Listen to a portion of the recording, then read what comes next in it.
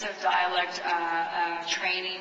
I was also lifting some weights with Sam for solidarity, and it endured at the end, throughout the shooting, because after he created these two little monsters in Sam and we became so addicted and wanting to come to work that if our call time was 7 a.m., we would be on set at 5:30. Because he brought in this trailer gym, and we would just be like pumping iron like a la Schwarzenegger outside the set. And by the time we would get, put our dots on our suits, we were so pumped to get in, and this world was really alive for us, so we enjoyed every minute of it. What about the language? Oh my gosh, the language was amazing. It was definitely, it was hard because I thought I was just it was like picking up French or something. But the sounds that we were doing were very much like Navi. They were, what do you call them? It was, like glottal stops? It was like, it was all these sounds that we were making, and then to talk English with a Navi accent was like, all right, can we just rewind here for a second? It was very interesting. It was, and life learning almost. Well, Tim, you touched on the language, but I think part of this movie is really creating a whole world. You want to talk about how you viewed the foundation of a world to make a believability in a movie? We've done everything from figure out the ecology, the composition, the atmosphere, the geography, all the different species of animals and plants, to the Navi people, their culture, their history, their language. Dr. Paul Frommer, who was the head of linguistics at USC, or was at the time, spent 2 years working on the language and created a little Berlitz course for all the actors and would correct them very sternly, practically with a ruler slap to the wrist if they mispronounced. Yeah, we also worked with a movement coach, Terry Notary, because it was about dehumanizing ourselves. In the Navi culture, it was simple things as nodding or shaking your head. These were human behavioral patterns that we do, but the Navi had a different way of saying yes or saying no, and even that was required a lot of research and inventiveness, so we did a lot of fun too. Now, Stephen, I know you just personally, and you are so different than your character on screen. Tell us about how you look at the character of Marge. I know we got a little glimpse of him on screen and here today, but how did you define that character? Well, when I read the script, I felt for him immediately, because most actors love a good villain, and I suppose he would have to be characterized as the villain of the piece. But he brings it. His sense of mission, his sense of discipline, all appealed to me strongly. The preparation seemed clear, and I like to have things clear, so that was very appealing to me as well.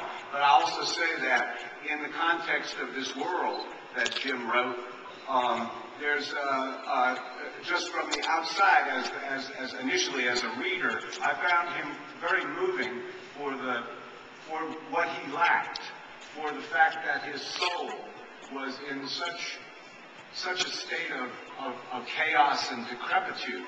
And what a sad thing to be in a place that you can characterize as Eden and not be able to understand it, not even to be able to see it. So I don't think that in any way I try to convey that through my performance, but I can tell you it's something that appealed to me strongly, and it's something that I think is very relatable to so many of our own people on planet Earth who've gone through the trials and the anguish of war. And that's where his soul got truncated, which was in all the dirty wars on Earth. So that's where I was kind of coming from. Well, why don't we open it up to the first question from the floor? Where are those questions coming from? Okay, over there. Let's get our first question to the panel. This question is for James. Sandwich John from SandwichJohnFilms.com and Arnold fans. Do you have any projects maybe in mind for Arnold when he's out of office? Perhaps True Lies 2?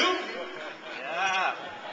Well, Arnold and I have discussed the possibility of coming back to acting. I would not rule that possibility out. But Arnold loves a press conference just as much as the next guy, so I'll let him do the announcing. One last thing. What's your favorite sandwich? Mine's a pastrami on rye. Yourself? I'm good with pastrami on rye. Why, you got one?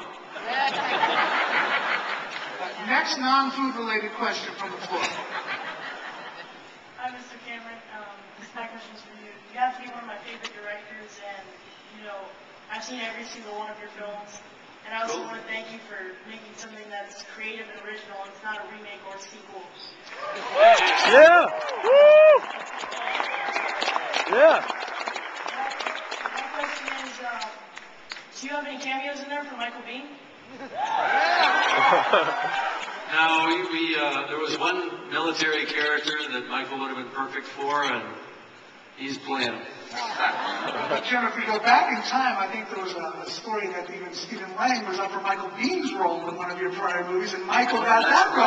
That's right, on Aliens. You came in on Aliens. I came in on Aliens 20 years ago or more. I was cast in Avatar. I regard it as the longest callback I've ever had. And I got to tell you that I gave up on Aliens at least 3 or 4 years ago. When somebody told me it had been out for a while. If you came in on Aliens 20 years ago, it had already been out for 3 years. One more question on the floor. This is for Mr. Cameron. What sparked the idea of you creating this awesome movie? Wow. Honest, the super honest answer, which is a little mercenary, is that I was the CEO of Digital Domain at the time, and we were I think at that particular time, this was in the early mid-90s, we were really good at 2D composite, but we were lagging behind in 3D character development. So in the same way that I wrote Terminator just to kind of get a directing gig, I decided to write a story that was full of creatures and characters that would push the art of CG for that company. But we looked at it when they broke it down. They said, "We can't do this. What are you, out of your mind?" So I literally stuck the treatment in a drawer. When I got it out 4 years ago, I thought, "Wow, this is more timely than ever." With us being at war, with us being in a greater environmental crisis than at any point in the history of the human race. And plus, by the way, it was just a damn good read. I'd sort of completely forgotten about it enough to look at it with fresh eyes. So, I went back to it and said, we can do this now. Peter Jackson had done the second Lord of the Rings film at that point.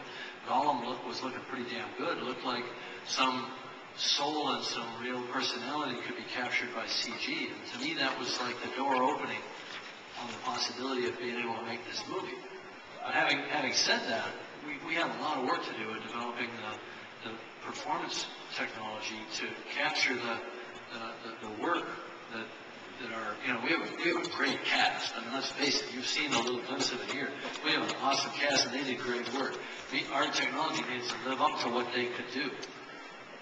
And speaking of what they can do, it's funny, your character, her history is that of a botanist. And you sort of really embrace that to sort of define how you play the role of Grace Augustine.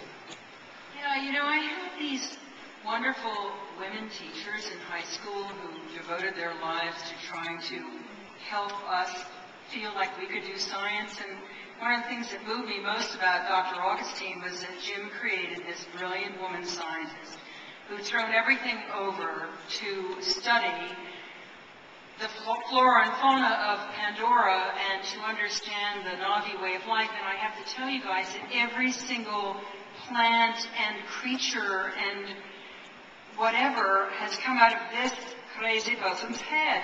And the colors, all the work he's done underwater, you can see how much of that inspired this world. And for me, it was such a treat just to even begin studying the plant life. And I feel that it was very meaningful to me. I never did that well in science, but I was always so eager to learn it, and I feel I got a second chance. Now, Zoe, someone who's not here today, but who you work very closely with, is Sam Worthington. I think the dynamics of the relationship really comes off on the screen. Talk a little bit about that dynamics between you and Sam and working with Sam. I think it started in the auditioning room, and